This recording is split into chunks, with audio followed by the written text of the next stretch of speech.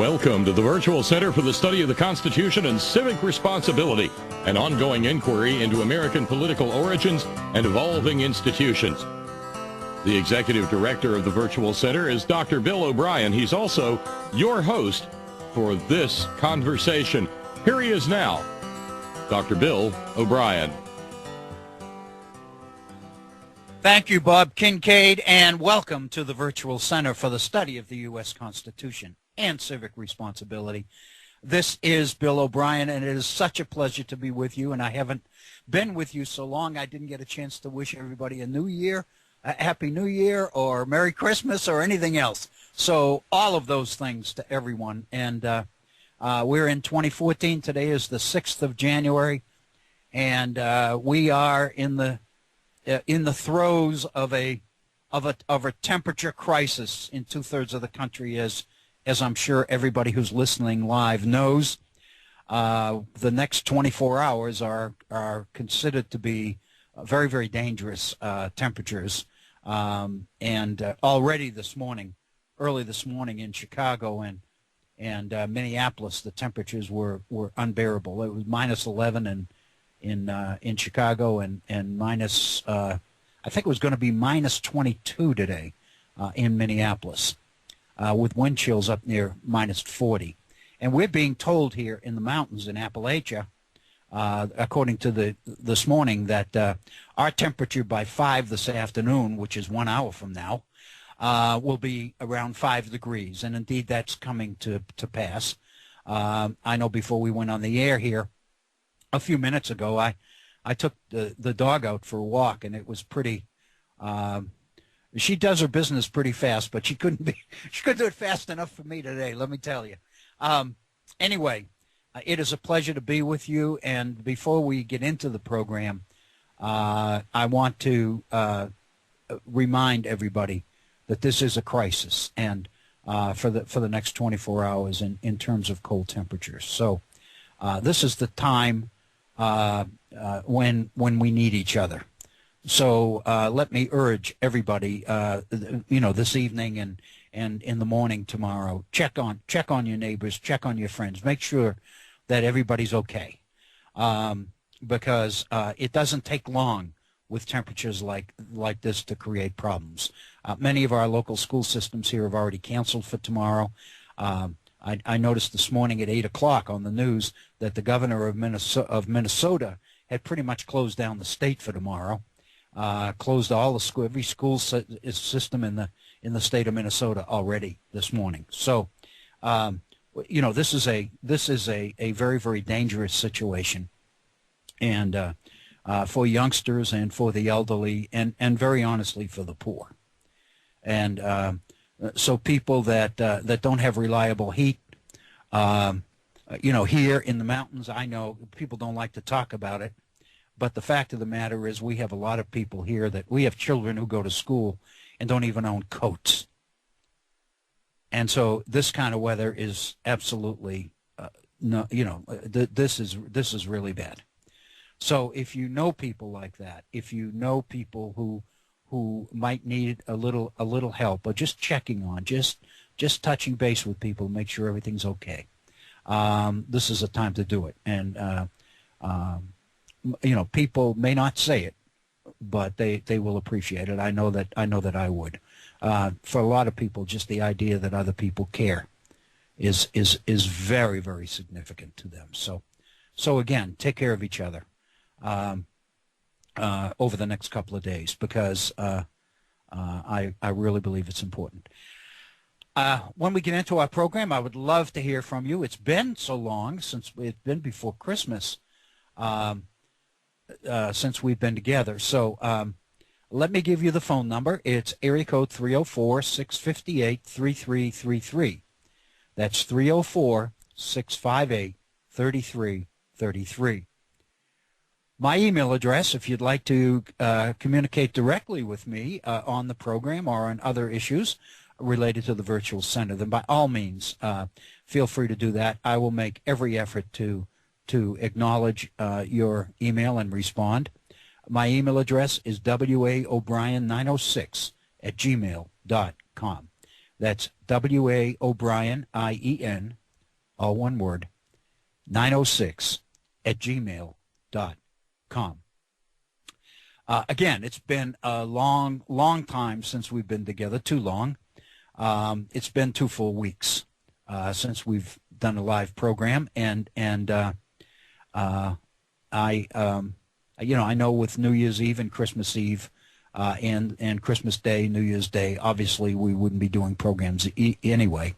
My wife and I drove to New England the day before Christmas and spent Christmas with grandchildren, and which is kind of what makes Christmas so much fun. It was wonderful with the children, and I had an opportunity to after Christmas and the few days afterwards, I got on Amtrak and went from Connecticut to Boston and spent time with my brother, and my sister was up from Florida, and I hadn't seen her for 3 years, so we had dinner on Sunday between Christmas and New Year's, and we visited on Saturday, and it was wonderful. And so, and then I took Amtrak back and came through New York City on New Year's Eve. Can you believe, on Amtrak? And that was an experience. The train from Boston was virtually empty when we pulled into Penn Station on New Year's Eve, and it was virtually full when we left. So we got a lot of the New Year's Eve revelers who took the train back to Philadelphia or Baltimore, as the case may be. And so we had a pretty crowded train from New York to Washington. But it was fun, and it was enjoyable. It is a pleasure to be with you again and to be here. And I guess I'm probably a little bit rusty and a little bit out of shape, but we'll do the best we can. I've had a program in mind for a couple of weeks now. I started to do it one day prior to the holidays, and for one reason or another didn't, and made up my mind over the holidays that it's one that I would do when we resumed the first of the year. And lo and behold, I thought when I came up with this idea, I thought that it was unique with me, that I was coming up with something that other people didn't appreciate, which is a crisis in this country surrounding the issue of retirements. But lo and behold, in doing a little bit of research, I've begun to realize that there are people out there who are beating the drums on this issue already.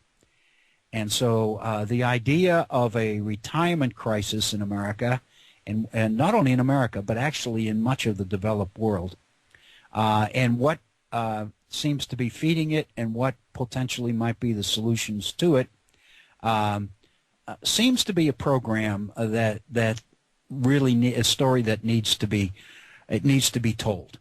It doesn't have an ending yet, but on the other hand, that's part of the reason for the program, is so that we can begin, once we appreciate the problem, we can pretty much come up with a solution. It seems to me if you don't know there's a problem, you can't solve it. So for today and probably tomorrow, I'm guessing, at least one more day, I'd like to spend some time talking about this issue. It relates directly to the virtual center in a number of ways, because it relates directly to a substantial portion of our society. It obviously relates to the quality of life and standard of living in this republic. Retirement is the end game for which many people spend the bulk of their working lives in preparation. One of the things that I've noticed in over the years is that a lot of people, myself included, substantially sacrificed quality of life in order to begin putting aside a portion of income for retirement.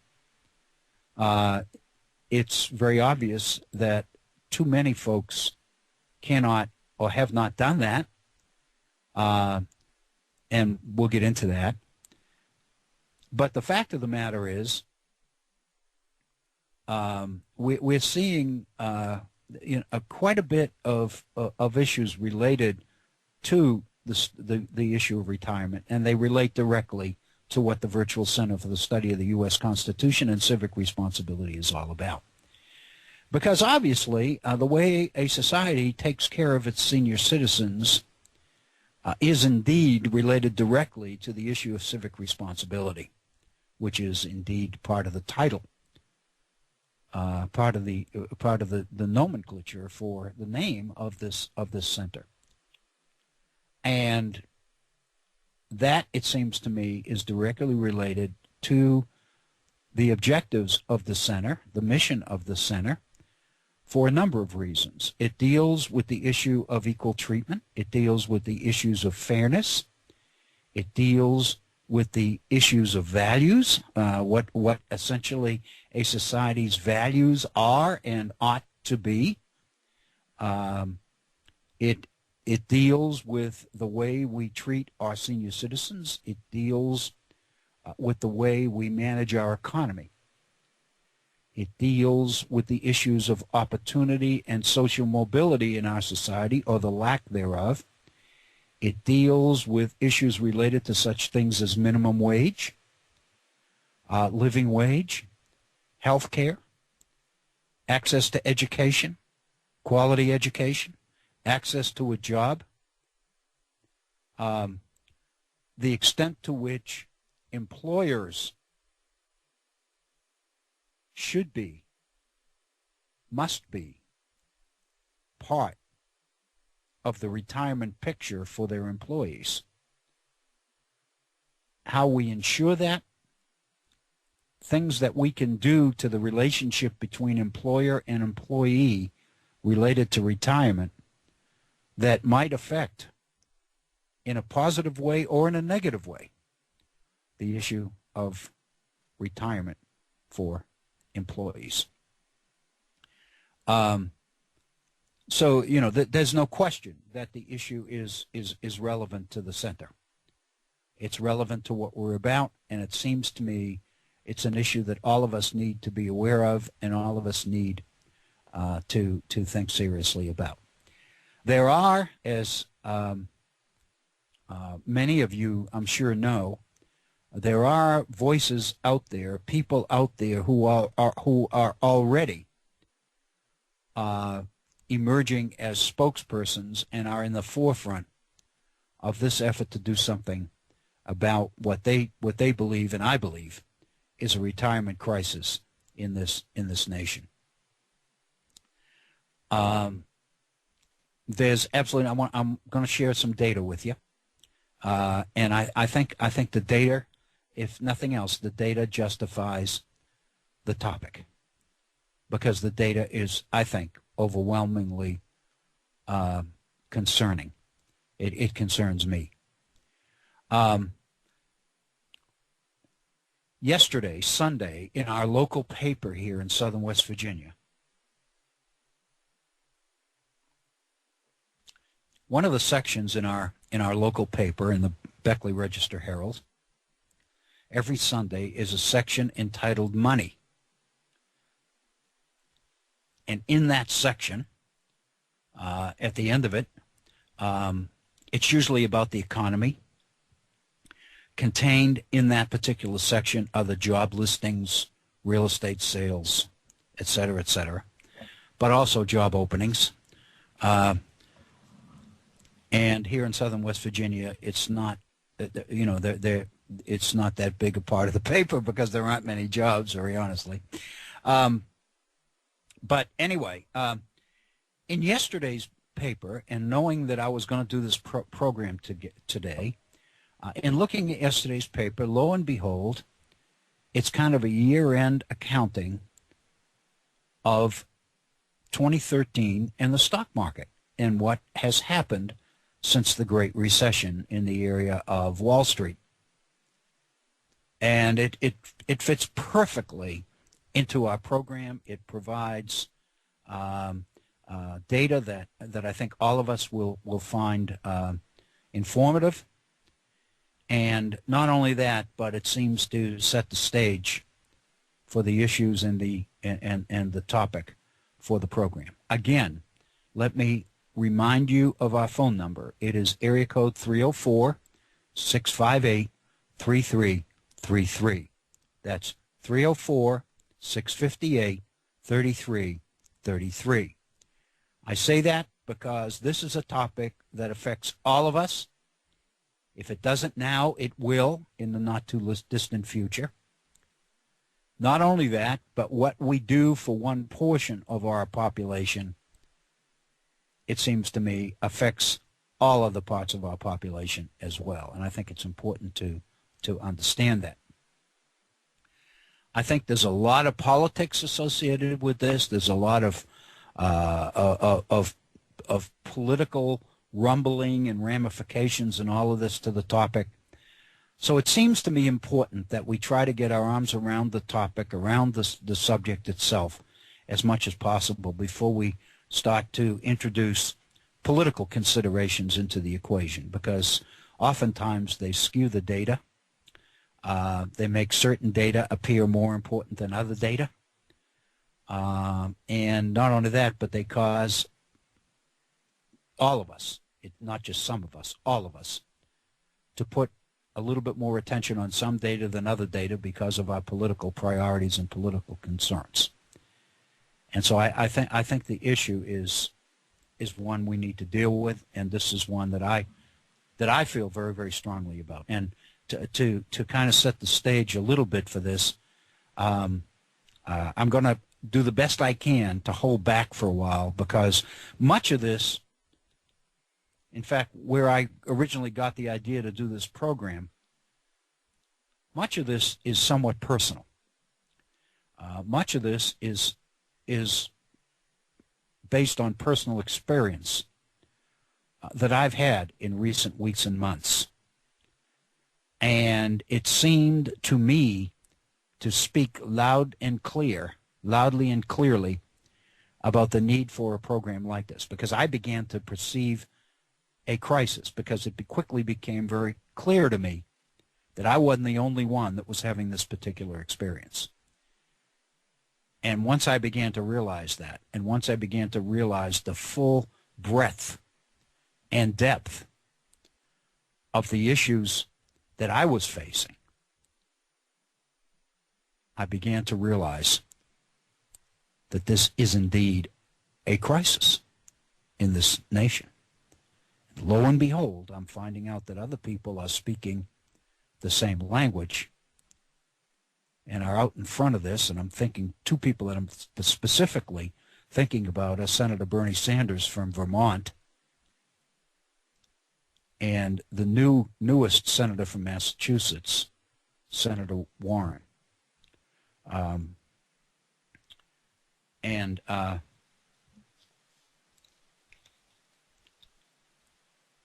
Elizabeth Warren. I wasn't sure of the first name, so I just said Senator Warren, but it's Elizabeth Warren. So anyway, Elizabeth Warren, as you know, won the seat in the election, replaced Scott Brown as the youngest senator from the state of Massachusetts.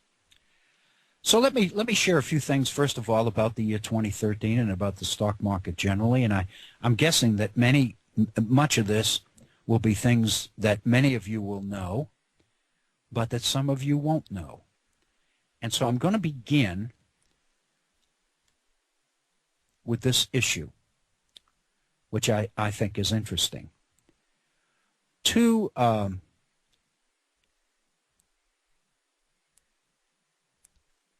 professors have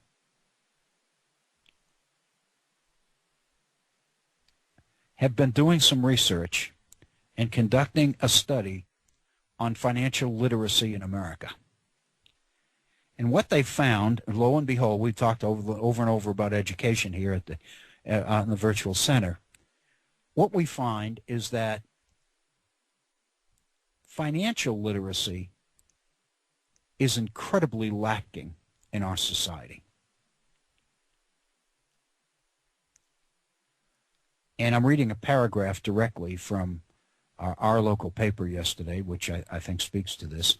Despite many efforts to boost knowledge Studies show that most people don't understand the rudimentary principles of finance and investing. Even well-educated and upper-income Americans often have poor financial literacy, experts say. Quote, by and large, people are pretty clueless, said Olivia Mitchell, executive director of the Pension Research Council at the University of Pennsylvania, co-author of the study. One of the things the study does is begin with a question. And the question is pretty basic. Here it is. Is owning stock in a single company usually safer than a mutual fund?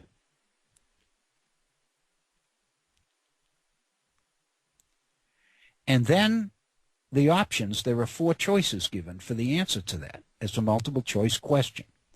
Is the stock of a single company usually safer than a mutual fund?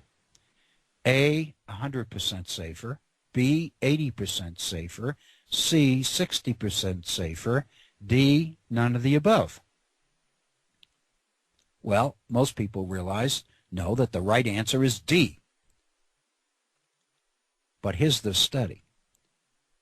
Barely 1 in 2 people, in other words, 50% of the people that took this survey knew that a single stock is not safer than a mutual fund, which holds many stocks. And this is just one example of inclusion in this survey by these professors that underlies the problem facing Americans. American understanding of basic concepts of finance is, to say the least, lacking. I consider myself to be a poster child for this ignorance. But on the other hand,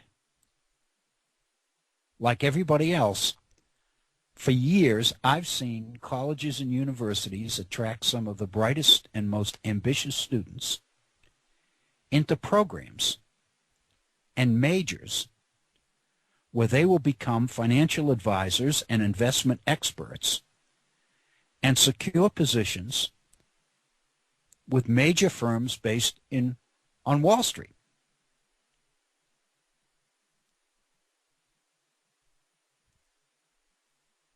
And so naturally, well, I say naturally, but I mean that. For a long time, my assumption was that everybody can't know everything. I mean, when I go out in the morning and put my key into the ignition and turn it, I expect the car to start. If it doesn't start, I'm not qualified to put the hood up and to find out why. I don't know why. But I also know that on practically every street corner, there's somebody who does know. And so in a society, in a true community, my sense always was that for those people like me who don't know how to make their car run when it doesn't want to run, we have all of these trained people out there who help me do that, obviously for a fee. And that's part of the way it works. And so in the area of investing and finance, I thought very early on, I can either become an expert or a master in the market and investing, or I can pay a fee to somebody who has done that. And theoretically, out of loyalty for the fact that I'm paying the fee, the financial expert or the investor that I employ, so to speak, that I engage, works for me and gives me the best advice that I don't have time to learn to know for myself. And that's the way it works throughout society. That's the way automobiles are fixed. That's the way the law works. That's why we have attorneys and courts. We aren't expected to be our own attorney and to represent ourselves in court. And so consequently, our Constitution not only guarantees us access to the legal system, but access to legal advice with certain guarantees, like the right to face your accuser and the right to know the evidence against you and the right to a defense and the right to a speedy trial and the right to a jury of your peers and all of these other things that are part of our system of jurisprudence and justice in this society. So each of us doesn't need to become an attorney. Each of us doesn't need to become an automobile mechanic. Each of us doesn't need to become a computer geek, a person who can disassemble computers and put them back together again. They're everywhere. And basically, my ignorance keeps them employed. Now, again, I'm throwing out here a series of assumptions, but they have been my assumptions. I'm guessing that in most cases they're yours as well. But I'm perfectly willing to accept the fact that there would be people out there who would disagree with me. But I can remember one time several years ago when I made the case about financial ignorance, and a colleague made the point to me and said, if you don't know what you're doing with your own money, then whatever happens to you is your own fault.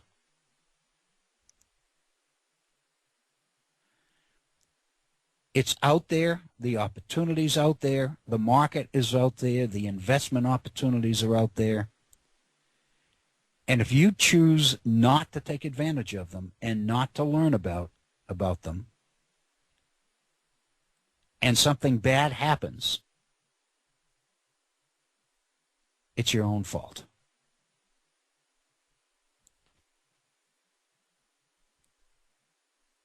And I can remember arguing with this person for quite a while about this subject because I disagreed. I vehemently disagreed.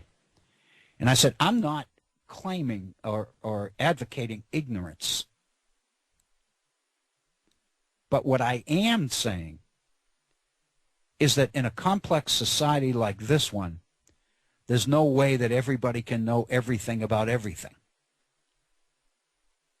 And I mean, that's the way college curriculums are set up. That's why we select majors and minors.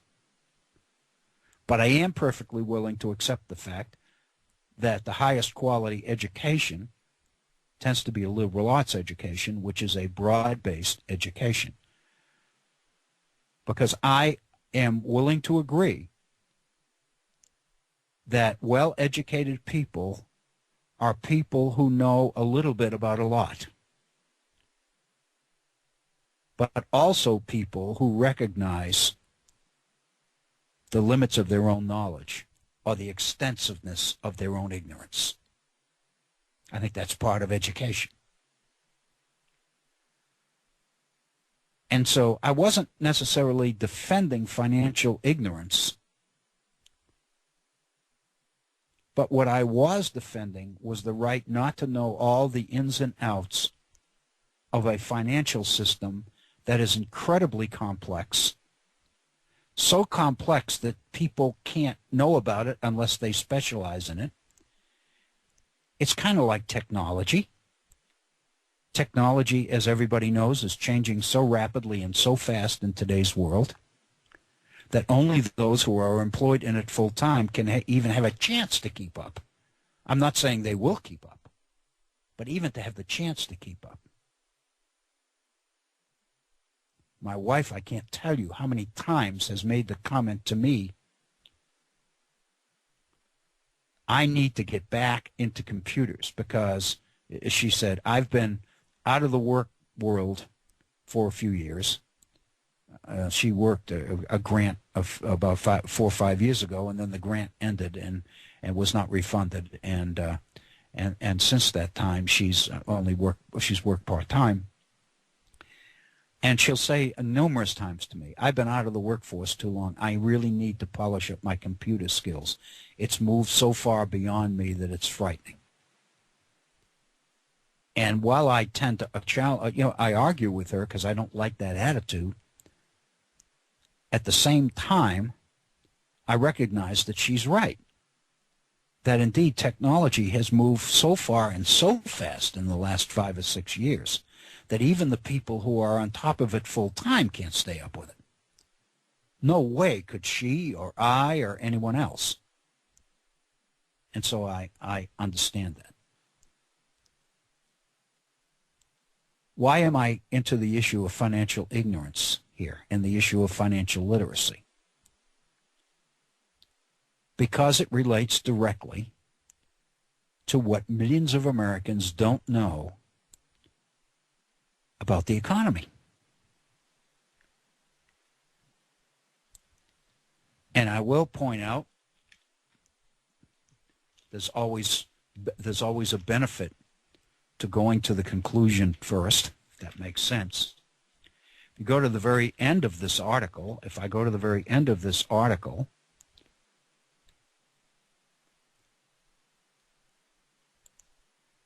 you begin to see that there are different suggestions as to what needs to happen in order to solve this particular crisis. Because there are competing theories about how to overcome financial illiteracy in America. Some experts claim that personal finance should be taught in our schools. For most part, it isn't. And even when it is, it's probably not taught all that well. So the argument is, teach finance in our schools. And while I don't want to go off on a tangent, I would suggest to you that not all that many products of our school systems know that much about what is covered in our schools.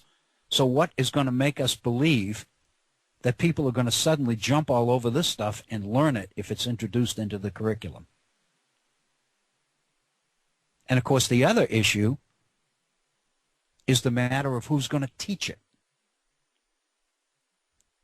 Because the fact of the matter is, our teachers are not equipped as part of their preparation to teach financial literacy.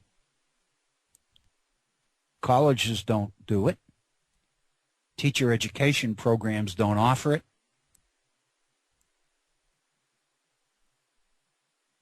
And teachers don't specialize in it. That's one approach. I would suggest to you there's another approach.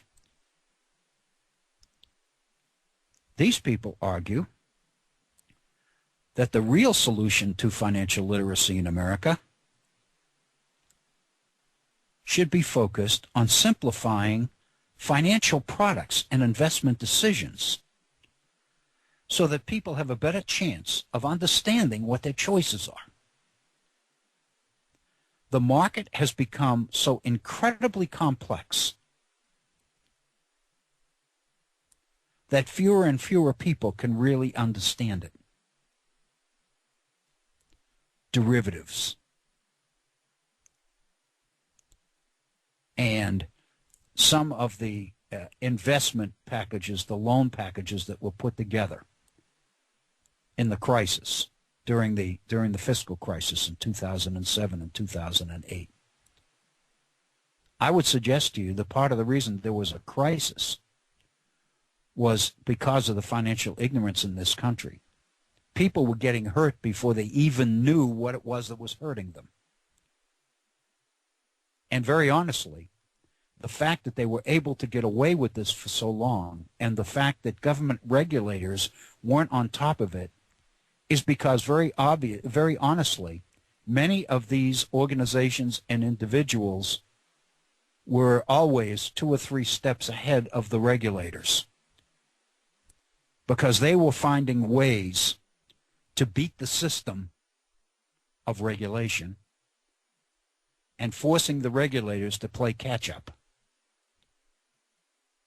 Think about the crisis over Christmas holidays with the Target stores, where as many as 40 million credit card accounts were hacked and private information was lifted from Target customers. And of course, we know the damage that's been done to the organization, to Target itself, from this. But the fact that they were able to do this is because of the people who would beat the system being that far ahead of the people that would try to keep them out.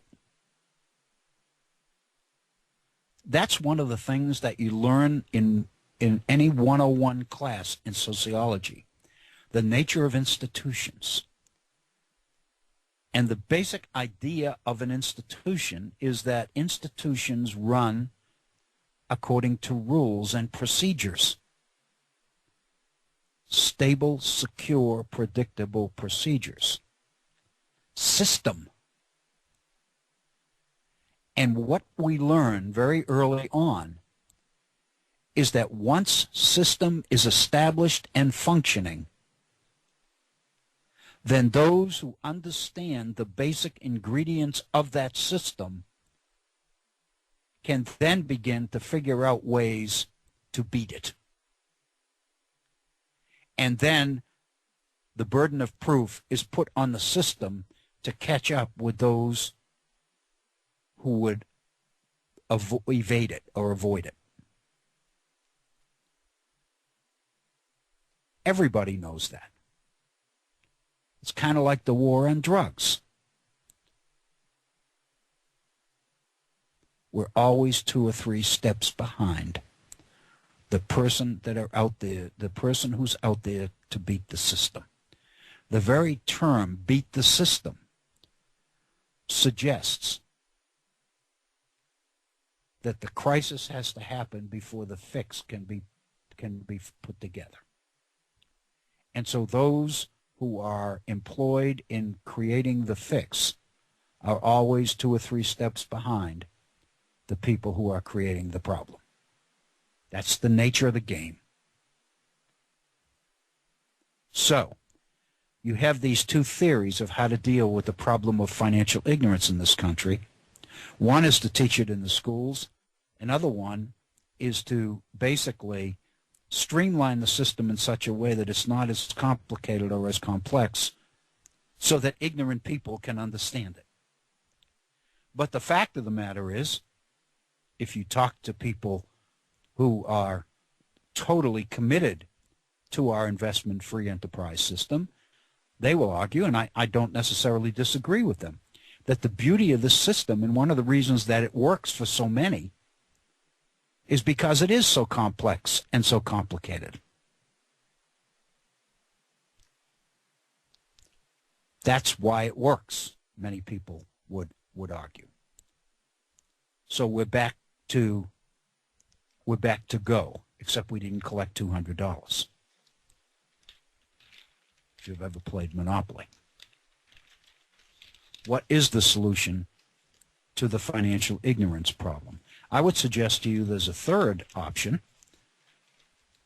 I'm not saying that that these are the only options, but I'm saying one of the options is to so intricately manage and regulate the system that you have people making sure that the system is not violated and that people's interests are protected so that people don't have to learn this themselves.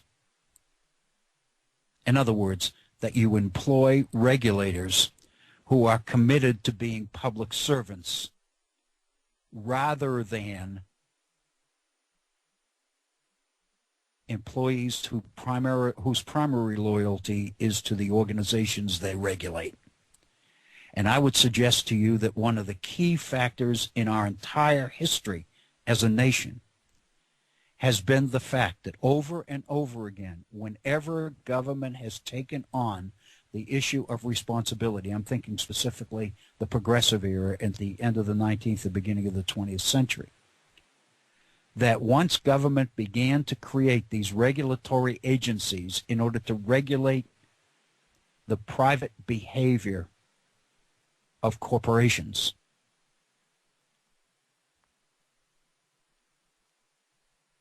the natural tendency for the regulators was to employ people who knew the field. If you're regulating railroads, you hire railroad people to sit on the boards and sit on the commissions because they know the business. They know, which regulations will be a positive and which regulations will be a negative. They know that a certain regulation might strangle the industry, and you don't want to do that. You actually want to improve the industry.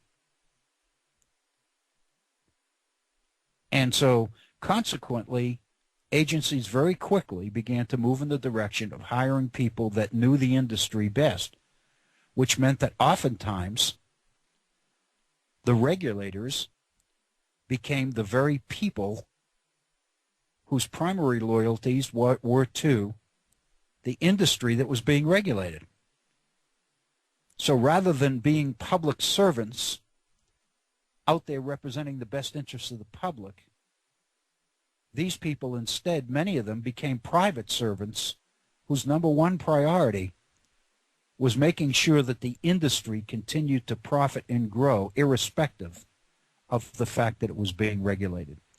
And the best way to make sure that regulations didn't hurt an industry was to make sure that only industry loyalists served on the regulatory boards. And that basically becomes a theme throughout American history. However, as we mentioned, this has come up before here at the Virtual Center, and while I don't want to get into it, I want to remind everybody again that this particular perspective is one that schools and instructors, teachers, have been very, very reluctant to present because it kind of suggests a bit of duplicity and insincerity in our society. A lot of people don't want to go there, so they don't deal with that at all. So rather than do that, they perpetrate the myth that government is employing people to look out for the best interests of its citizens when citizens themselves know that that may be what's supposed to be, but that's not many times what is. And so the contradictions, if you will, between the theory and the reality become very clear to the citizenry at large. But more often than not, these contradictions are denied by those who should know better.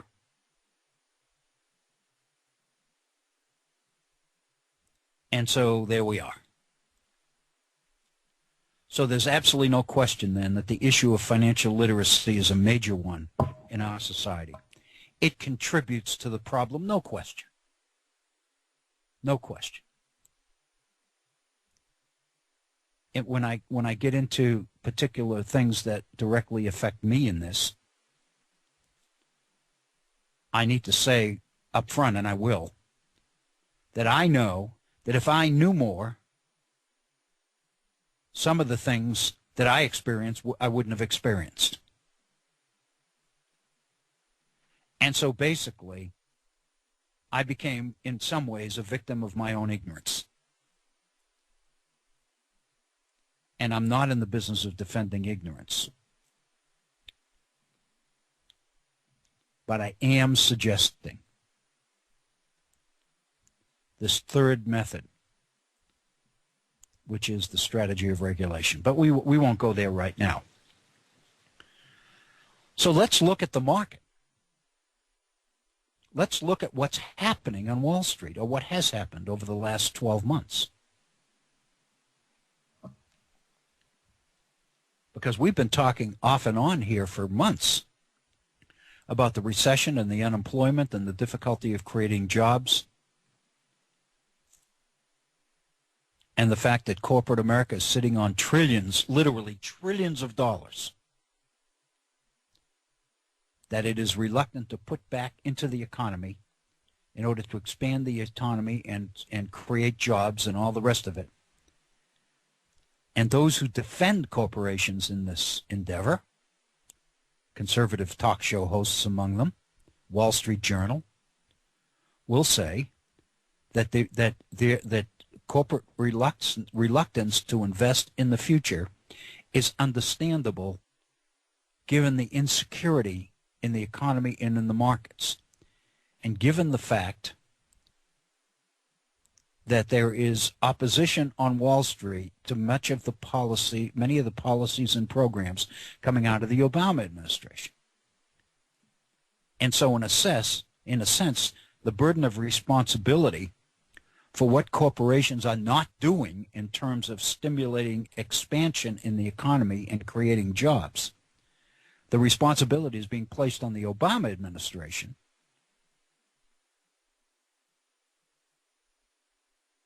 by those who are making the most money.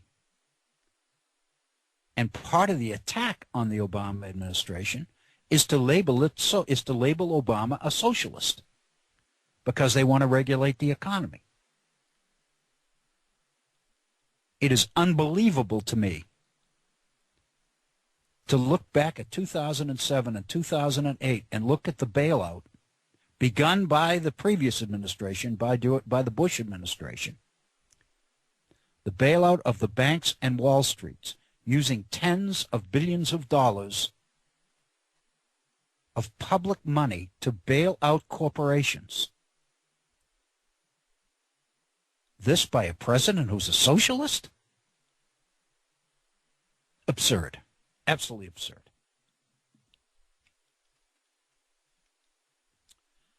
So in the course of this discussion, let's look at some of the numbers about last year on Wall Street.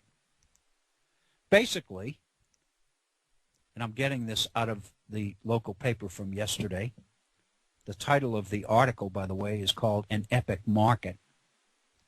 The article is written by Andrew Tangel, who writes for the Los Angeles Times. And basically, the argument was that 2013 ended with the stock market's best performance since 1995. The Dow Jones Industrial Average during the year 2013 gained 27%. The market went up 27% in the past year. Consequently, this is what the article says, that this 27% gain enabled investors to recoup the last of the losses suffered during the Great Recession, when the value of America's blue chip stocks was slashed in half.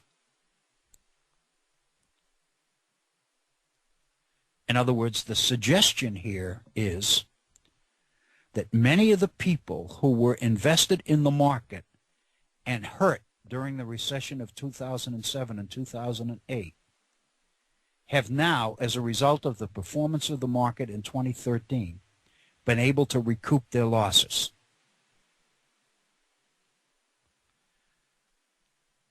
Let me make a couple of comments about that. First of all, if you talk to financial people, and I have, what they will tell you is that you never really recoup the losses. You get back to where you were, but the fact of the matter is, if the recession hadn't happened, where you are now is not where you would be. So the fact of the matter is, you never really catch up. You never really recoup. That's one thing. The second thing that I would point out about this particular statement about those that were most hurt in the recession is that there's a basic assumption to that statement. And that assumption is that the people who owned the investments and were hurt during the Great Recession are the same people profiting from the 27% increase in the market in the past year. I would suggest to you that that's probably not true. I would suggest to you that one of the things that has happened as a result of the recession is that there has been tremendous movement and flexibility in the markets. The name of the game is buying and selling. And if you're playing a game that features buying and selling, it's very obvious that the participants in the game aren't fixed. It's easy to make the assumption that they are. It's easy to make the assumption that the same people that were hurt in 07, 08 are the people who were reaping the benefits of the 27% market increase.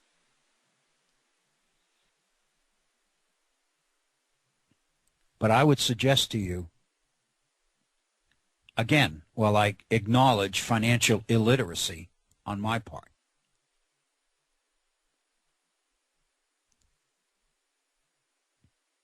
I am not illiterate enough to believe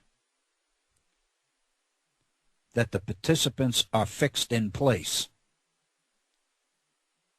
One of the things I learned in my studies about the origins of the United States Constitution and the financing of the American Revolution was the fact that when you're dealing with buying and selling and investment in securities, the value of securities is volatile. The issues surrounding the printing of paper money during the 1780s, for example, pointed out that the value of that money was extremely volatile and risky. And the same was true with government securities. And what that means is that the entire market functions on the issue of faith. If people believe that a particular security that has a certain number on it, like $1,000 or $100,000 or $500,000 or $5 or whatever it is, it's only because people believe that this piece of paper that says $5 will pass from my hands into your hands, because you also will believe that it'll purchase $5. If you didn't believe that my $5 bill would buy $5 worth of stuff, you wouldn't take it, which would mean that my $5 bill would no longer be worth $5. So consequently, the whole thing functions around trust and faith. And one of the things that history teaches us is that the value of certificates and the value of money is extremely volatile, because faith can be extremely volatile. Trust can be extremely volatile. If I am in a position to sow the seeds of distrust and create an environment out there based on the idea that the value of money is decreasing and that the securities we're talking about are inflated. In other words, they say $100, but they won't buy $100. Consequently, people who hold them lose faith in them and are willing to sell them at a reduced cost.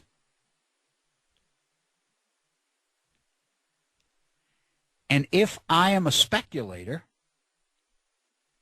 I can reap tremendous fortune out of buying up cheap securities that have lost their value,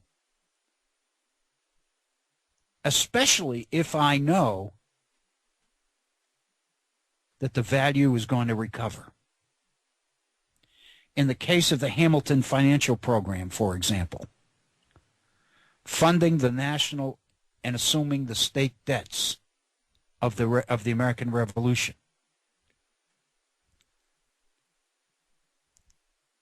governments functioned on the basis of issuing IOUs with interest. But because the federal government couldn't tax, it couldn't make good on its securities. And so consequently, the value of the securities plunged. They weren't worth the paper that they were written on.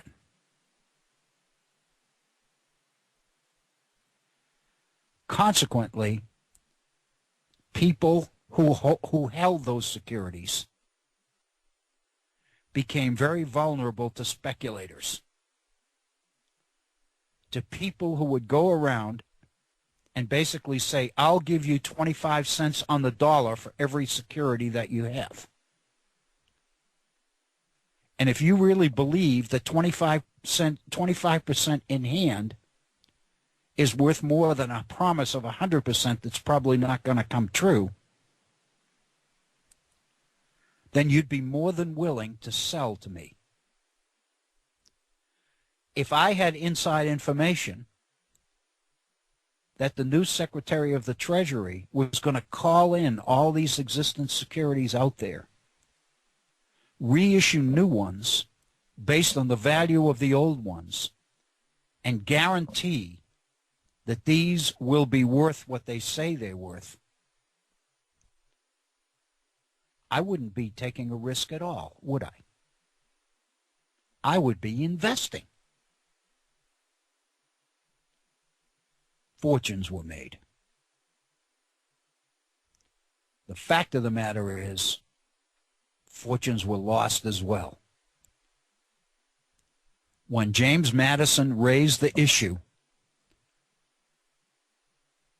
in the first Congress about government needed to distinguish between the original holders of the certificate and speculators, he was immediately voted down.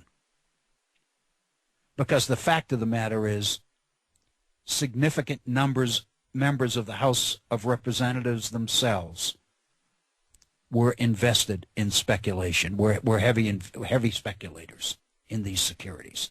They were passing legislation whose purpose was to benefit themselves directly. Good business.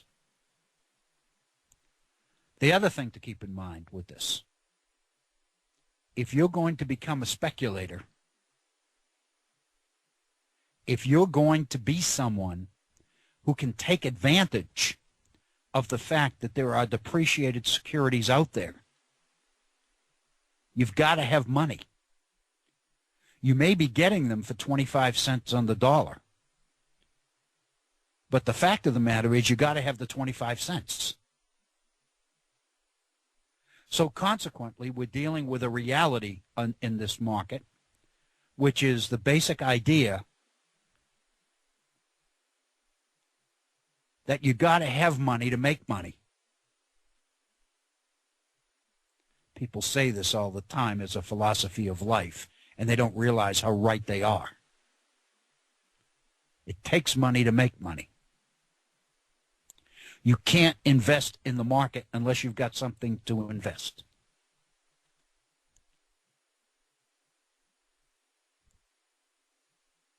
And so the fact that the entire economic system is so volatile and so changing suggests to me, without the data, I don't have any research to prove this, but I have a very, very distinct feeling that the people who were hurt in the 2007 and 2008 recessions are not the same people that are benefiting from the 27% increase in the market in the year 2013 that just ended. Especially when we consider the pervasiveness of the financial ignorance and illiteracy that we just spoke about at the front end of the program. With that much ignorance out there, chances are that those people who got in and didn't really understand what it was they were getting into, once they were burned, really burned in 2007 and 2008, got out and never will go back. One of the other features of this article, the other pieces of data which is relevant, is that barely 50% of working Americans are invested in the market. There's a whole element of the population out there that doesn't know how, doesn't understand it, doesn't have the wherewithal, is living from check to check, and doesn't have the money to put aside to play in this investment game at all. It's kind of a waste of time to go to Las Vegas if you can't buy any chips.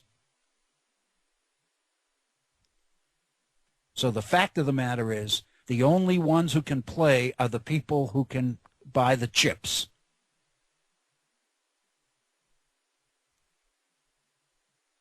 And the fact of the matter is, the ones who had the chips in 2007 and 2008 likely are not the ones who got hurt.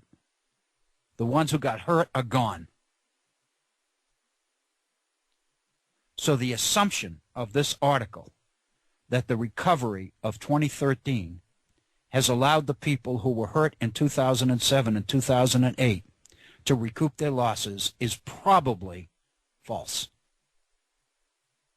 Probably. Although we do know that many knowledgeable people were hurt in the recession, many people who really do understand the system were hurt in the recession of 07-08, which suggests to me the complexity of the market. Because even the people who knew it got burned. And what that says to me is the market is even more complex and more complicated than we even thought it was, which meant that fewer and fewer people could understand it well enough to not get hurt, especially when you look at some people who did understand it and did get hurt. They are the ones that probably recovered to a large degree in the 27% increase of 2013. But I would suggest to you that's the minority, not the majority. The majority are the 50% who are not in the market because they don't have the money, or if they were in the market and were really burned in 07-08, and I've talked to a lot of people that say they lost $17,000, $22,000 from an IRA or from a 401k in the recession, and their money's going down and they got to get out, and they made significant changes in the way they invest.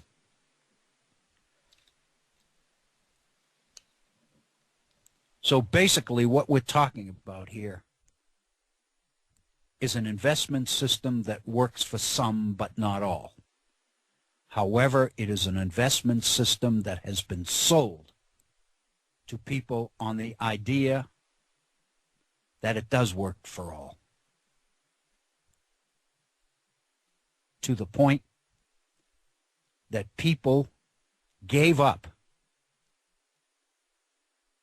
guaranteed income as part of their retirement plan in exchange for the opportunity to play this game and buy some chips.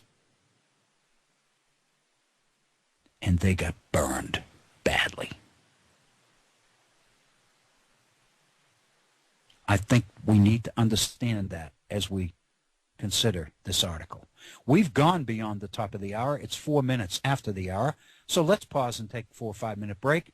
we'll come right back and we'll finish this hour. As I mentioned, it's a complex topic. It's obviously going to take more than a day, but I think it's an important one. I hope you agree. You're listening to the Virtual Center for the Study of the U.S. Constitution and Civic Responsibility. After a brief break, we'll be back. Please stay with us. Thank you, Bob Kincaid. Welcome back to the Virtual Center for the Study of the Constitution and Civic Responsibility. I almost said civic responsibility first because that's kind of where my head is today. This is Bill O'Brien, and it is a pleasure. If you are just joining us, welcome and thank you. Thank you for joining us. Thank you for tuning in to the Head On Radio Network.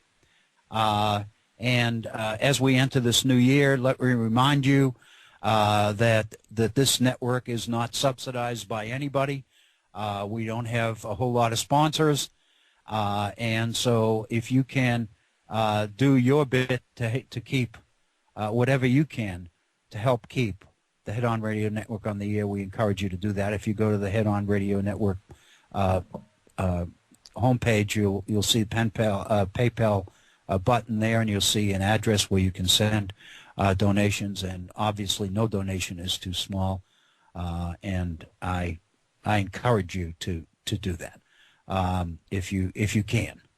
And welcome to this second hour of the Virtual Center and our program today. We're looking at the market. We're looking at what I believe and what I'm proposing here is a retirement crisis in America, and a lot of it is tied in directly with the performance of the market and performance of Wall Street and the recovery from the recession, the Great Recession of 07-08, and all of those things. And I thank you for being with us. I invite you to give us a call. Our phone number is area code 304-658-3333.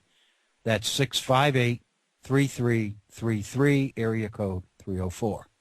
My personal email address, if you'd like to communicate directly with me, waobrien906@gmail.com. That's waobrien, lowercase, 906@gmail.com.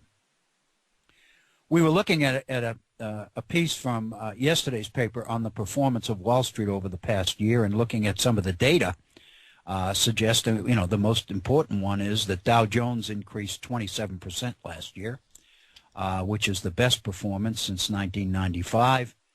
And the feature article in our local paper here, which originally was written by a financial writer for the LA Times, Andrew Kangle, suggests that this tremendous boom year on the market in 13 has allowed many of the people that were hurt from the 07-08 recession to get back on their feet and to recover. And the point that I was making just prior to our break at the top of the hour was that is an assumption, namely that the same people who were hurt in 07-08 are the people who did the best this past year. I would suggest to you that everything suggests that that's not true.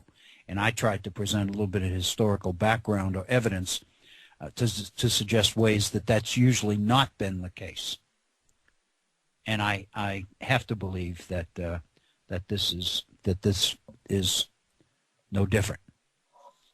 A few more of the details of the market performance last year, and these are things that all of us know.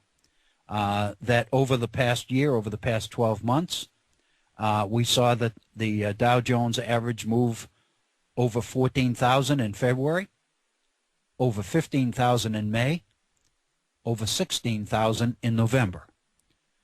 And on December 31st, the last day of 2013, the Dow Jones closed at 16,576.66. That's halfway to 17,000. It's dropped back a little bit since then. I think as I looked today, we were down around 16.4 something. So it's dropped about 150 points since December 31st. Also, one of the things that is mentioned in this article, and financial people will mention this all the time, is that the market has a history of periodic what they call corrections.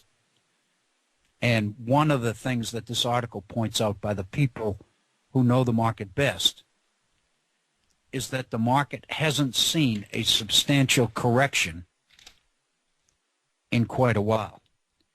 In fact, this article points out that it's been 27 months since the stock market has endured a correction of 10% or more, longer than the average, which is the average since World War II, has been about every 18 months there's a 10% correction. And it's been 27 months now. So these people are beginning to worry a little bit that this might be a bubble and it's going to end. But the predictions are that the market will continue to perform well in 2014, although most likely not as well as it did in 2013. The predictions are that the Dow by the end of 2014 will be up around 1,900, which will be an improvement over the 16.5 that it began the year with, but not nearly the 27% performance of last year. So it's been a banner year. However, all of this happens within the context of this pervasive sense of financial literacy in America. The fact that surveys are showing that millions of Americans don't understand the market, don't understand how it works, and one could logically say, and therefore are reluctant to get into it.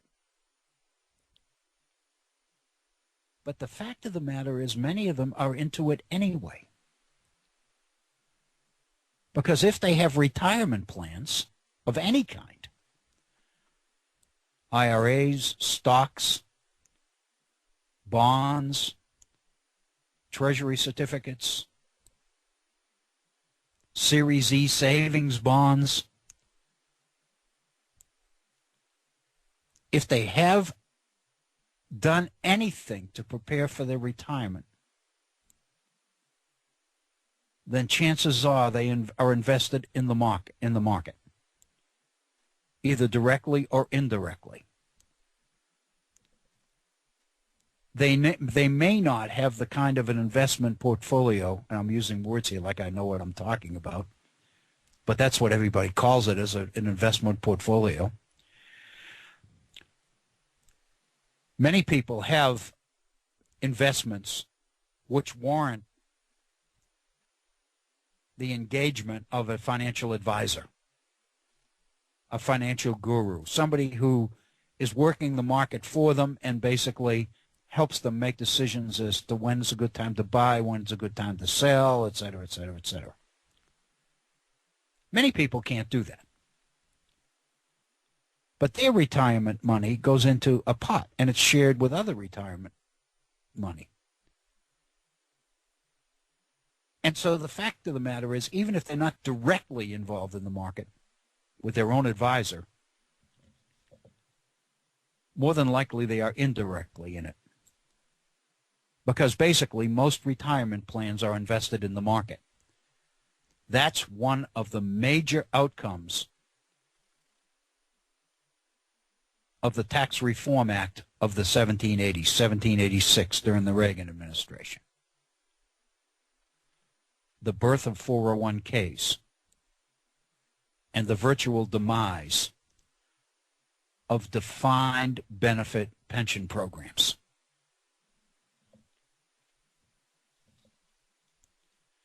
And that seems to me to be where we need to go at this point. Again, we're at 17 minutes after the hour. Let me invite you to call and offer your opinions. This is a subject that many of you probably know a heck of a lot more about than I do, and we would love to hear from you. Our phone number, area code 304-658-3333. That's 304-658-3333. On December 18th,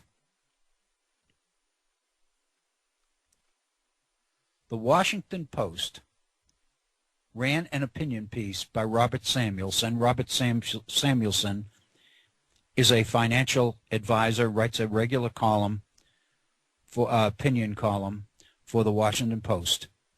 And the title of his piece on December 18th was, "Is the West Retiring Early Retirement?" And it contains some pretty profound data suggesting that there's a major change afoot, not only in America, but throughout the developed West. Whereas for a long time, the emphasis had been moving towards earlier and earlier retirements. The fact of the matter is that process has been reversed, and we are now moving into a situation where more and more people in developed nations are reluctant to retire, are postponing their retirement. Example that Samuelson points out, in Germany, in 2007, 33% of working Germans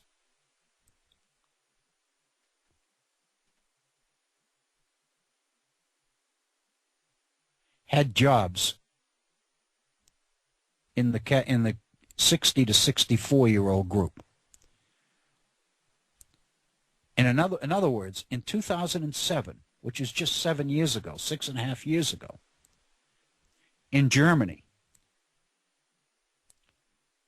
the 60 to 64-year-old working population in Germany was 33% in 2007. In 2012, it was 47%.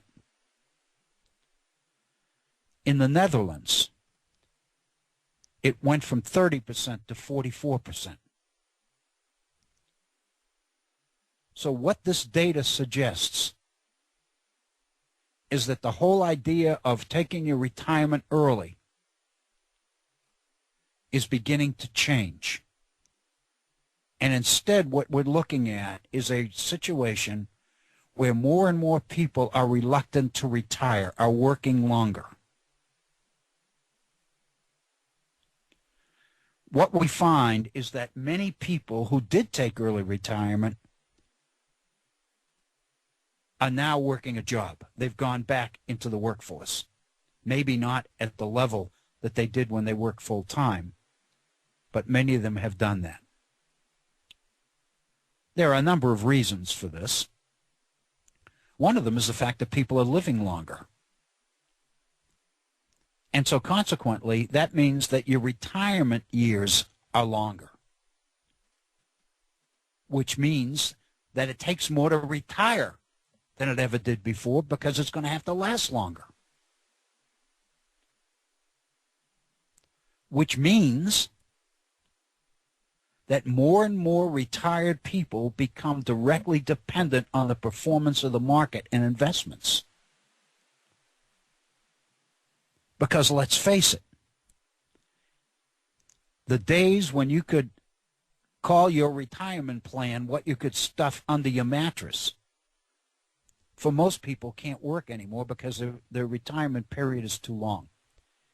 In other words, it was one thing if you retired at 65 and lived until you were 75.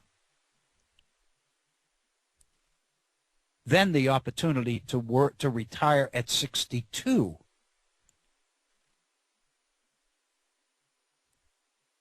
was very attractive because it meant you could enjoy your retirement for 3 more years and still, if you lived to be 75. But now 85 is considered to be typical. And we know that many people are living into their 90s. And if they took early retirement at 62, that means that we're talking 25 or 30 years of retirement income.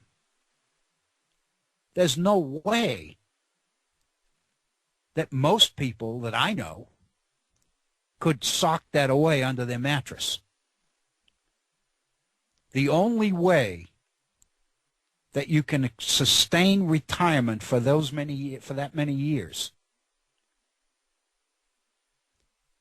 is to have your retirement money working for you.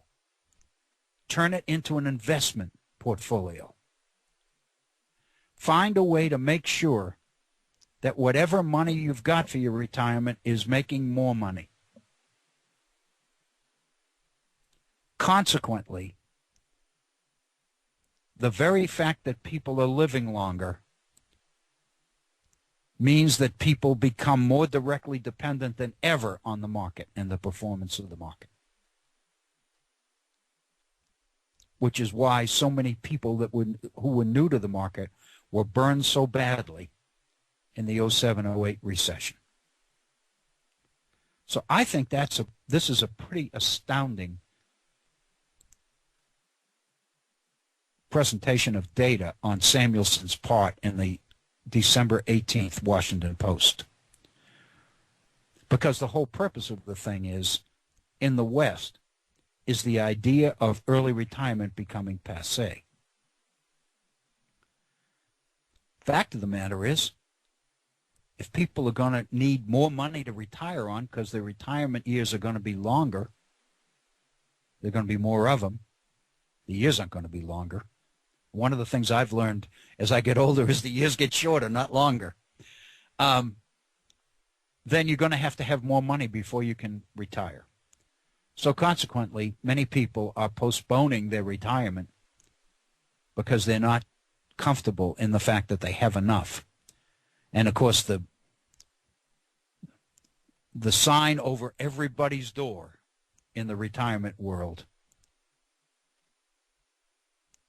real or figurative, is don't outlive your retirement. Hope that you don't outlive your retirement to the point that you become homeless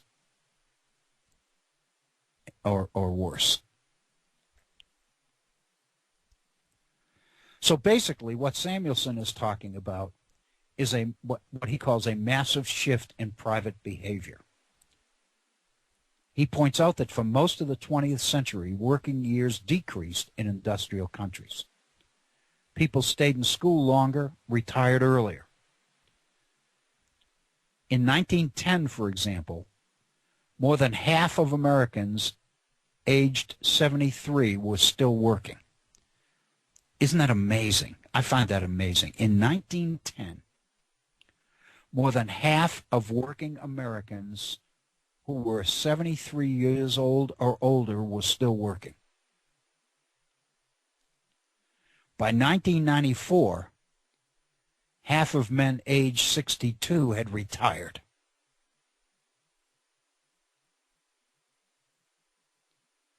So obviously, in the 20th century, there was a move toward retiring early. But now, his data suggests, it's all shifting. In 2011, as opposed to 1994,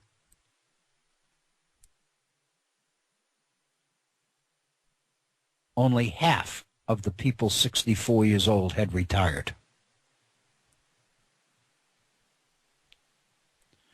At 65, men's participation in the labor force was 46%, which is up from 31% in 1982. That's amazing. In 1982, 31% of men 65 years old were retired.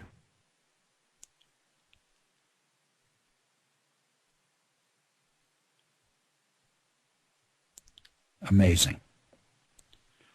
So obviously there are a number of reasons for this, and I think it's important. One of the issues is Social Security, of course. The Social Security retirement benefit age went from 65 to 66, and most people who are looking at retirement in the next 10 years are recognizing that it's going to be 67 pretty soon. Also, and this we mentioned before, and this is critical, the shift among employers from defined benefit pensions to defined contribution pensions.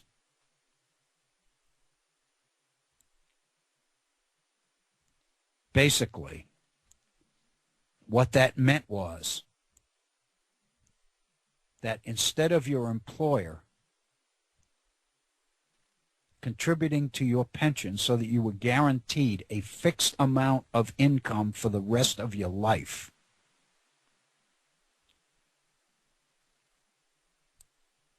you now basically had to plan for your own retirement. Because you were making contributions into a retirement plan, but it was up to you to make sure that you didn't outlive it.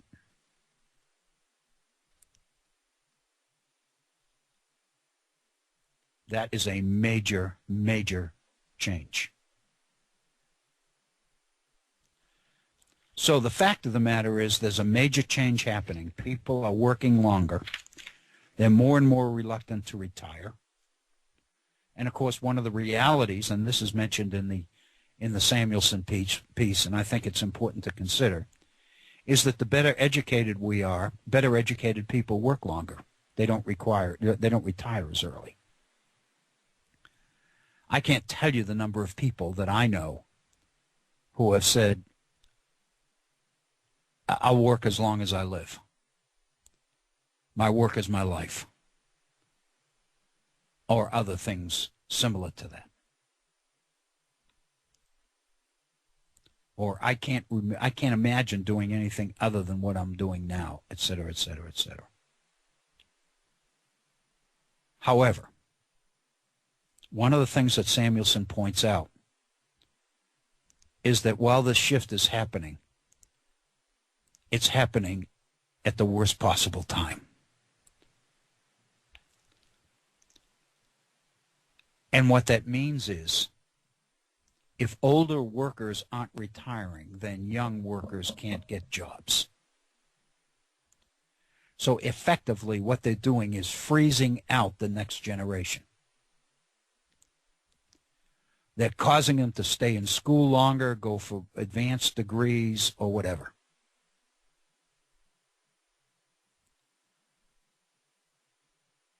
And I know my own case, for many years, I kept thinking, well, one of the clear advantages of my retirement is that I'm opening up an opportunity for someone else. And that seemed to make sense to me. However, when you look at the issue of retirement in terms of being able to finance your own retirement years, you begin to wonder when enough is enough. And you're afraid to make the move. There's something else to consider in this. And I think it's very important. And it's the fact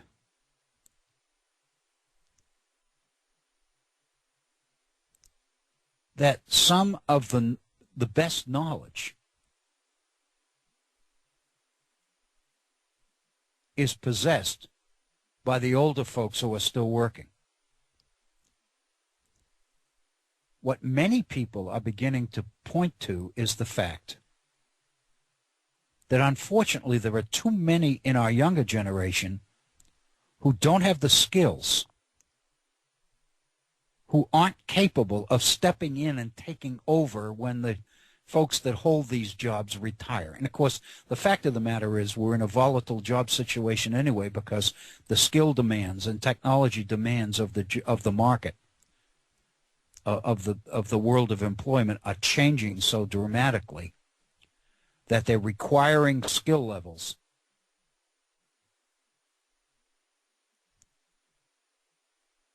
that mean that a lot of our younger people are underemployed or unemployed because they can't make muster, if that makes sense. They can't basically acquire the skill levels necessary to move into the contemporary workplace, which requires a lot more skills and knowledge than it did before. And so, as Samuelson points out, the fact that the people are working longer and are reluctant to retire is coming at a very bad time in terms of our economy. Not just American economy, but the world economy. So the fact of the matter is, are we facing a retirement crisis in America? Many people deny that that's true. In fact, Elizabeth Warren on the floor of the Senate made the point when she gave her speech, which I'll share with you in a moment, in November, that the Washington Post had run a sarcastic, tongue-in-cheek editorial basically suggesting that what some people like her are calling a retirement crisis is not really a retirement crisis at all.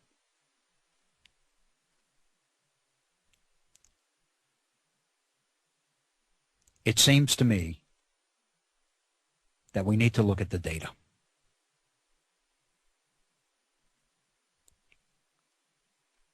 And if the data basically supports the idea of a crisis, then obviously we need to do something about it.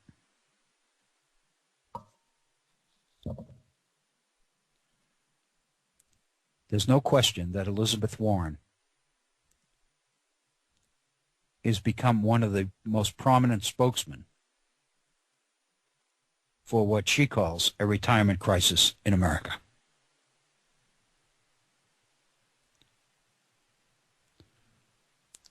Her speech on the retirement crisis on the floor of the United States Senate was delivered on November 18th.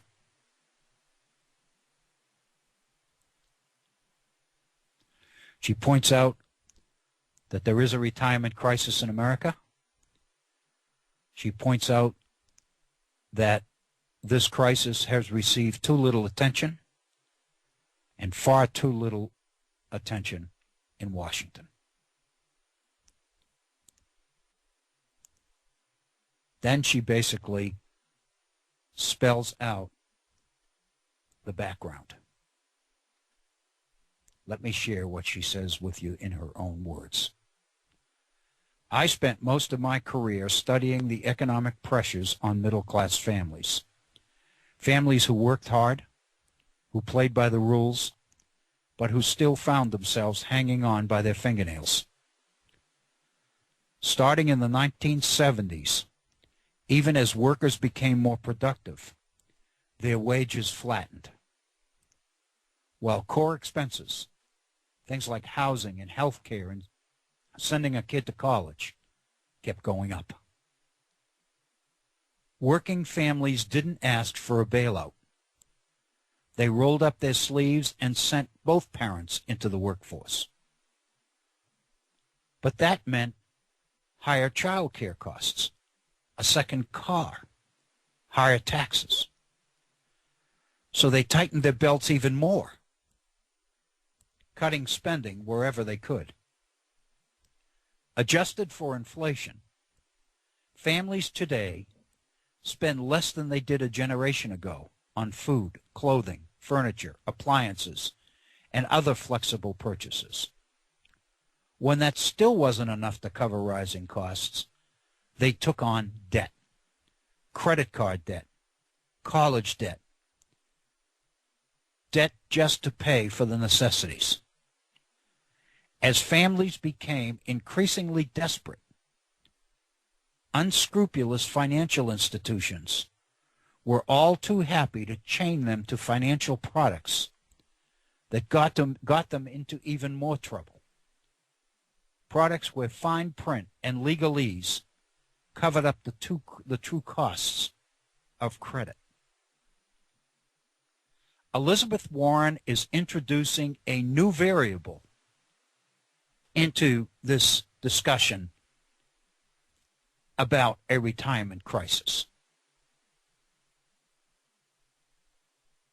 The one thing we haven't considered so far, and here we are, we've already gone beyond the halfway point of our second hour. The one thing we haven't considered so far, at least seriously,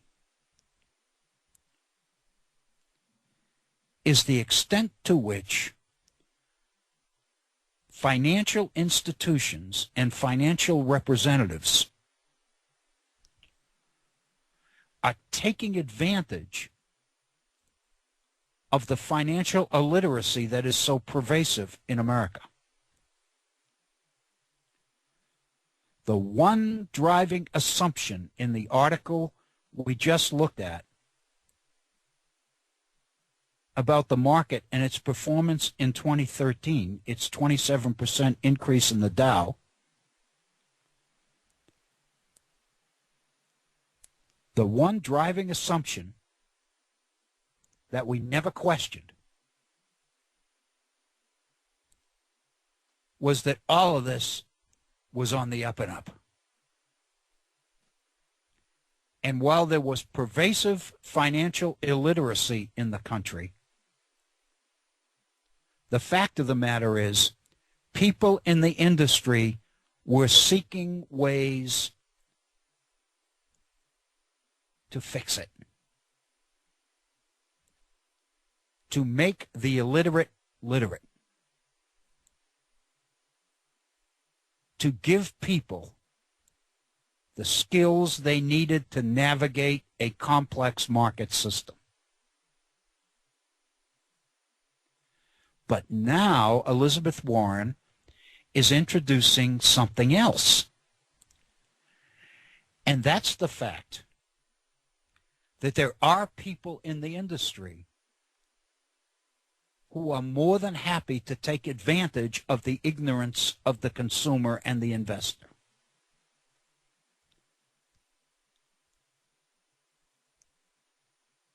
This is what produced many of the bogus investment packages that drove the Great Recession of 07 and 08.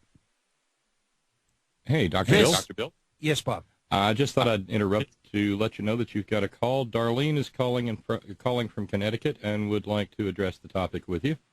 Oh, that'd be great. I'd love to hear. Thank you, Bob. All right, stand by. Here's Thank Darlene. You. Hi, Darlene. Hi, Dr. Bill. How are you today? I am this great. evening? How are you? Okay. I'm old, but I'm great. Yeah, I know everybody's saying that, and we had like 54-degree weather this morning, and now it's near freezing. So that happened in one day. Yeah, you're gonna start going down a little bit after we are, I think. Yeah, I'm glad I'm home and not on the roads right now. Right, right. Yeah. I'm interested in the topic you're talking about, and I first of all, I'm really happy you confirmed the volatility of the of currency back in the 1700s. I'm doing some research on a local historical figure. I've been working on it for months, and I'm hoping to get something published, an article or what have you. This individual lived back in, I think he was born around 1730 and died in 1790. Mm-hmm. And he was a minister. And, of course, this was during the time of ecclesiastical societies where, you know, people were taxed. Certainly here in Connecticut, they would be taxed or have to pay a rate bill to support their minister.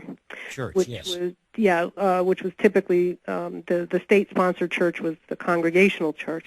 Exactly, right. And all the secondary sources, I got my hands on a couple of primary sources, but all the secondary sources that I've been researching have, we're talking about the volatility of the currency back then. You mentioned 1780, and that's pretty much right around where the issue came up for this individual. Sure. The particular town just stopped paying his annual salary.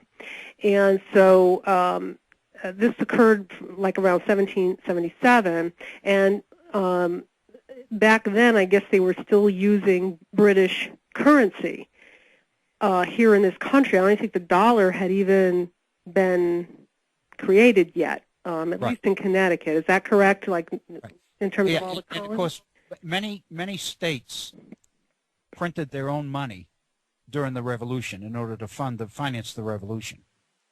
Okay. Yes. And it of course began to have values. Many of them continued to use pounds and pence, Yes. but many of them were starting to use dollars. Oh, they were, okay. Beginning to use the word. I mean, you saw the word dollar all the time. Even during that time? Yeah. Oh, really? Okay. And so what you find is that the value of these things fluctuated incredibly. So. Yes, that's what I'm seeing, and I'm glad you confirmed that. In terms of my research, because here they were still using the British currency. I guess what now today they would call Old English money. Mm-hmm. So this individual had a salary of like 64 pounds, 16 shillings, and 4 pence would be his annual salary. And the town stopped paying this. They defaulted basically in 1777, and he started pushing the issue with the town in 1779.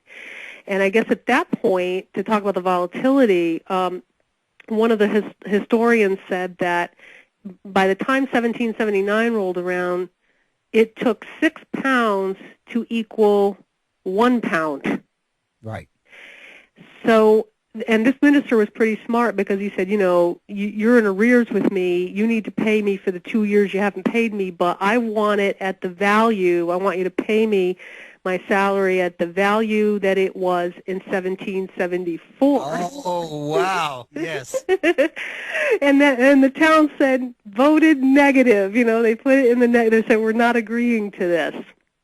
So, and it was interesting because I guess that they could use all different forms of types of payment.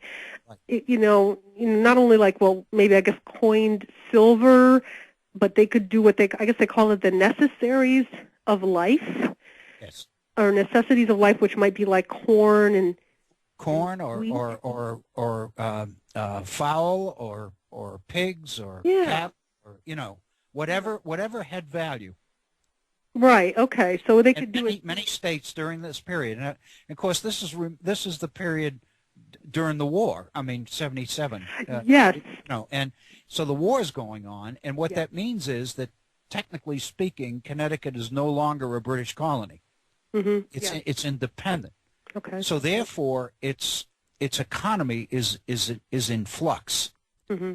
And so what happened, what many states did, and I'm guessing Connecticut was one, is they began to pass legislation which made a number of different things legal tender for the purposes of taxes and private debts.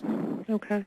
And so you could, in other words, the state would pass a law that required a creditor to accept whatever in payment. Okay. And so in reality, what was happening was that the state was injecting itself into private contracts between debtors and creditors. Okay. And of course, creditors hated it. Okay. Because but what was happening is you had a republic where government was functioning in what it believed to be the best interests of its people, mm-hmm. and people generally were poor. Yes, and so whatever you could do as government to help people pay their taxes, otherwise they'd suffer their property being confiscated and sold for debt or something. And so in order to allow people to keep their property, many states passed stay laws, where they would say nobody has to pay private debts for the next 3 months or the next 6 months or whatever, and creditors would go out of their mind over this. Mm-hmm. And so that's why the well-to-do began to push very hard on government's responsibility to take care of private property and the debtor and the creditor. And the assumption is that, and that's really what a major part of the Constitution was about. Well, that's interesting, and I have a question about that. And regarding the Revolutionary War, that was sort of the trigger point in terms of what happened between this minister and the town, and that they had no problem paying his salary for the first 20 years he was minister for this particular congregation, and then when the Revolutionary War hit. around 1775, that's when things started getting, the town started getting aggravated, and they were looking at how wealthy this guy was. Right. And of course, being a minister back then was sort of like a really nice personal legal tax haven for the individual. At least this is what I'm gathering from my research. As long as I guess he was actively, being a pastor, that he had a congregation, he was ordained. They didn't have to pay taxes on anything, including the property that they owned. They didn't have to worry about being, conscripted into the military. This particular minister was not contributing to the war debt, and the people of the town were becoming incredibly overburdened with taxes and the war costs, the costs of the Revolutionary War. So they were sitting there looking at how much this minister had, and he was demanding, his salary. Not only that, but at the value that it was a number of years ago, 1774, as opposed to the depleted value of 1779. They said enough. They just couldn't take it. So they're also, I guess, they had the town asked a petition to the legislature, the Connecticut General Assembly, for amnesty from the tax burden, because I guess a lot of people had lost their property, apparently, due to the war debt. So with the debt happening, and this is sort of a side thing that it brought me into, that I thought was interesting and I wanted to ask you about, which is interesting you're bringing up the whole issue of debt, was the Bulkley Bill. And I was wondering your opinion on that, the Bulkley Bill vis-a-vis the Constitution, because at least one of the secondary sources that I'm researching had said that there was this mad push to have the Bulkley Bill passed, and that those individuals, those towns or communities that supported the Bulkley Bill tended to be against the ratification of the Constitution, and that those who supported the Constitution, the ratification of the Constitution, tended to be against the Bulkley Bill, and that the Constitution basically banned Bulkley Bill type legislation. And I guess that was, the Bulkley Bill was to stop debtors' prisons. Right. I guess, which seems very, I don't know, kind of forward-thinking in my opinion. But what is your opinion on that whole dichotomy between the Bulkley Bill and the Constitution? Well, I think, and I'm not familiar with I think I know where the term Bulkley Bill came from, but but the whole idea, and what makes this, one of the thing about financial ignorance we were talking about, one of the things we're led to believe is that inflation is bad, that everybody talks about, that inflation is very bad. And the fact of the matter is, history teaches us that inflation is good for the poor. And the reason is that your money is worth more than it was when it was printed. In other words, as the value of money goes down and down and down, if you pay $5 now, it's not worth the $5 it was 5 years ago. Right. And so the reality is that the only, that it's creditors, it's those who loan money who want to keep inflation under control in order to make sure that money retains its value. That means that when they're repaid, what they get is equal to what they loaned. Mm-hmm. And so for a long time, an awful lot of the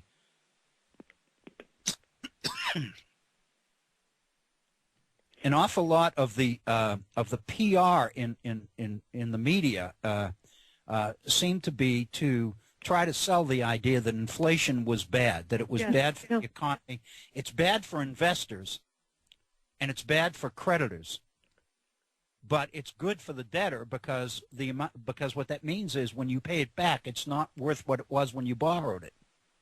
Okay. And so in the case of your minister, for example, he realizes very well that his 64-pound salary is not really worth 64 pounds in 79 like it was in 75 or whenever whenever he started to get it. So he wants to be paid back in money that as it was valued, years before. And that's for, because what he's recognizing is that inflation is eating into the real value of his salary. Right. He was smart too. That was oh yeah, that was shrewd. And it's basically it's a great story because it's the whole meme of the rich not paying their fair share. Yeah. That's from the perspective of the townspeople, that's playing in here because they didn't have a problem with it until the war became too burdensome. They couldn't pay tax. They're like, and half of the, this was a small community, yet half of the men in the community went to fight. Mm-hmm. Okay, so they were certainly contributing, not just treasure, but sure. Blood and treasure, yeah. So that whole idea of the rich not paying their fair share. And as a matter of fact, I think that's even how one of the authors described it. This was back in the 1920s. One of the secondary sources I'm reading. Sure. So I just thought that was interesting. But it really is. And as far as the Constitution goes, there's absolutely no question. James Madison himself made the point that the volatility in the value of currency and certificates is a key factor. Basically, what the Constitution does is ban the printing of paper money, and it allows it basically puts the control of money in the hands of the central government and takes it out of the states.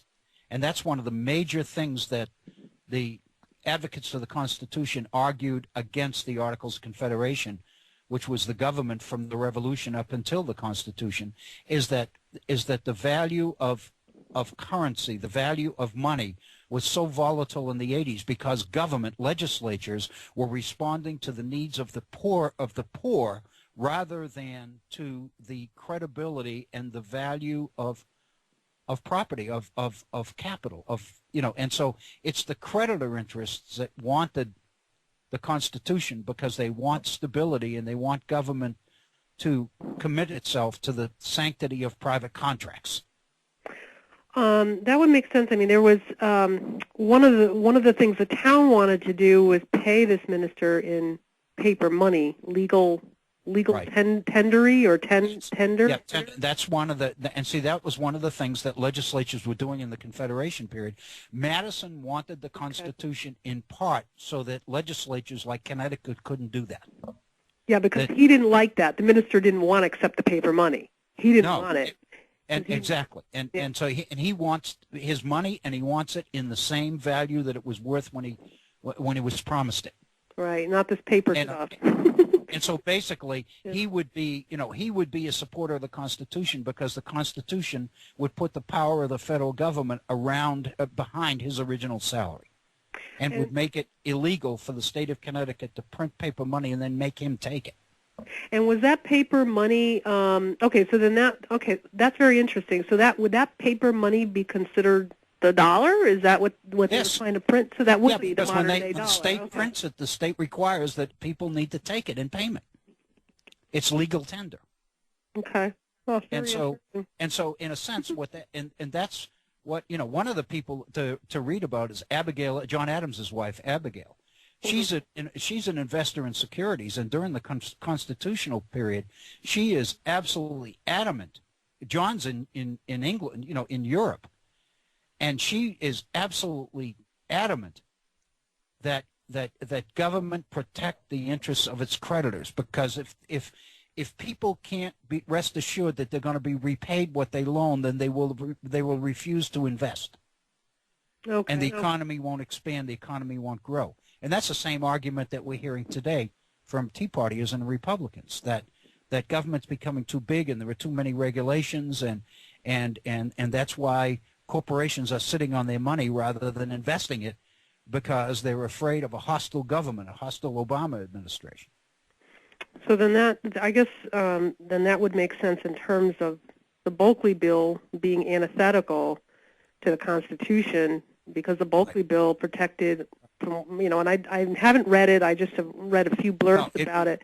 protected it was the debtor. government's effort to protect its own people rather than its investors and its creditors. And your opinion on that? I mean, well, I mean, my opinion on that is that that's really what the major driver of the Constitution is the money people in America supported the Constitution because they wanted the power of the federal government behind their investments, behind their freedom to invest money and to reap the benefits of it. that's fascinating. I kind of bringing it forward, you know, in terms of today's stock market and everything. I'm afraid to invest in the stock market, quite honestly. I think a lot of people are. And I also feel like the laws are, you know, and they try to tell us that, well, you know, we don't want you to lose your money, you know, and so I guess they have thresholds. You know, you have to have a certain amount in the bank, you know, multi-millions in order to invest in certain things. Yeah. And, you know, because that's quote unquote for your own good, and maybe it is. But on the flip side, I can't help but look at that as saying it's just enabling the money to stay in the moneyed class. Yeah, that's right. It's not allowing a regular schmo like myself to try something, you know. I mean, not that I feel like it's a gambling casino at this point. It's exactly. Hey, I hate to break in. This is a magnificent conversation, but we just crossed the 6 o'clock mark. Oh my gosh, I'm sorry. Right. I'm selfish. Call back. Sorry, okay? Bob. I'll be on again tomorrow. Call back because this is wonderful. Oh, thanks a lot, Dr. Bill. Thank you. I appreciate it. All right, thank you, Bob. Thank you, my friend. And be safe, people. The weather's terrible. This is Bill O'Brien. Talk to you tomorrow. Thanks, Dr. Bill.